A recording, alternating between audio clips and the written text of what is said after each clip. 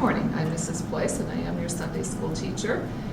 Today we're finally going to get to the part of the lesson about Moses and the children of Israel, for which the Bible book is named. We're learning about lessons from the book of Exodus, and Exodus means going out. Today we're going to hear about how Moses and the children of Israel went out from the land of Egypt, and actually they had been there for 400 years. The last part of their time was not happy at all. The Israelites were made to be slaves of the kings of Egypt, the pharaohs, and the very last pharaoh is the one who was so disrespectful to God in heaven.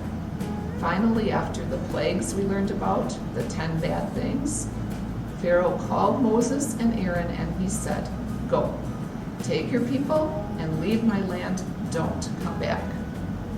So, Moses and his brother Aaron prepared to take the children of Israel, and they're all called children, even the grown-ups were called children. The nation of Israel, we might call them as well. All of them left the land of Egypt, and God really was their leader. God took the shape of a cloud, a pillar of cloud, it says. Now, a pillar is a tall post you might think of to hold up a building, but in this case, a cloud that was long and tall. In the daytime, Moses and Aaron and the Israelites followed the pillar of cloud, and that was God showing them where he wanted them to go. In the night, God took the shape of a pillar of fire so that they could see him in the darkness. Now God led the Israelites out of the land of Egypt to a place called the Red Sea. This kind of sea would be a body of water. So the Israelites, and Moses and Aaron came to the Red Sea. Now, no one is really sure just why it was called the Red Sea. The water was not red, but it has that name even today. And they made camp. They stayed by the shores of that sea. And as they were there by the Red Sea, back in Egypt, Pharaoh was thinking to himself, and he said to himself, "Why did I let those people go? Now we have no slaves." And guess what? Pharaoh changed his mind. He went to chase after the children of Israel and bring them back to the land of Egypt again. Even though all those 10 plagues had happened, he had hardened his heart against God, and now he wanted to bring the Israelites back to Egypt to be his slaves once more. When the Israelites saw that Pharaoh and all of his soldiers and his chariots were coming after them, they became very afraid. And rather than trusting in God, the Israelites complained to Moses and Aaron, and also they complained about God himself. They said, "Why did you bring us into this terrible place? Now we can't get across this water.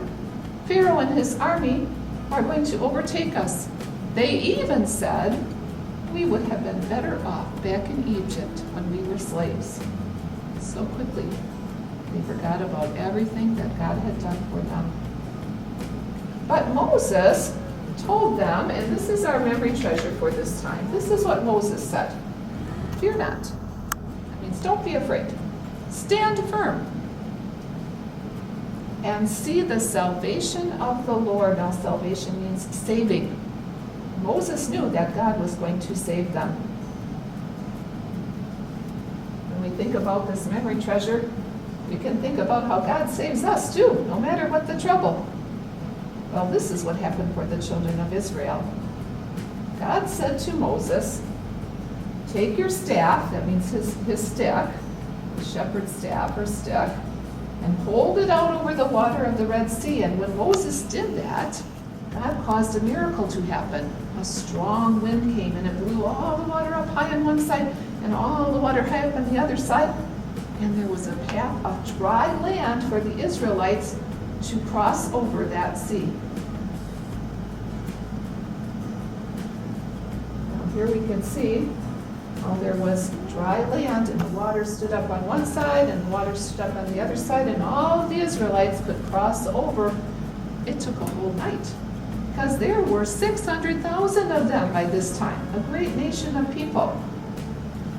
All night long, the children of Israel crossed over to the other side of the Red Sea.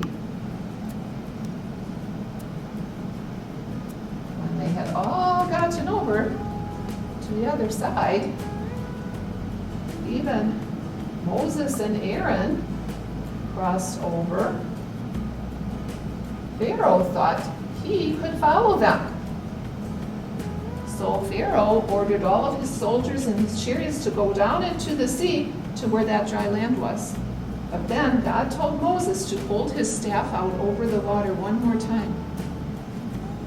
He waited until Pharaoh and the soldiers were down in the bottom of the bed, that's called, where the water would be on the dry land, and God caused trouble for them. Some of the wheels fell off their chariots. They weren't able to go ahead very well. And then God said to Moses to hold out his staff one more time, and when he did that, this time the waters crashed over Pharaoh and his army, and Pharaoh and his army were drowned in the sea. The Israelites watched and they saw all of this happen. After they saw that Pharaoh and his soldiers were drowned and they were safe on the other side, they sang a song of thanks to God, and they praised him for helping them in their trouble. I'm going to go back to this memory verse one more time. Moses told them, "Fear not, stand firm, and see the salvation of the Lord." And I was thinking about that. Maybe we could do some motions. So, fear not, stand firm, and see the salvation of the Lord. Let's try that. Fear not, stand firm, and see, that means look, watch for the salvation of the Lord. In our case, we don't have Pharaoh or kings or soldiers chasing after us, but we do have the devil, God's enemy and our enemy, and he wants to make us his slaves. But the devil is not going to win, because God is stronger than the devil. And no matter what, we can always remember we don't have to be afraid. The devil will not take us away from God, because we are his children and we belong to him.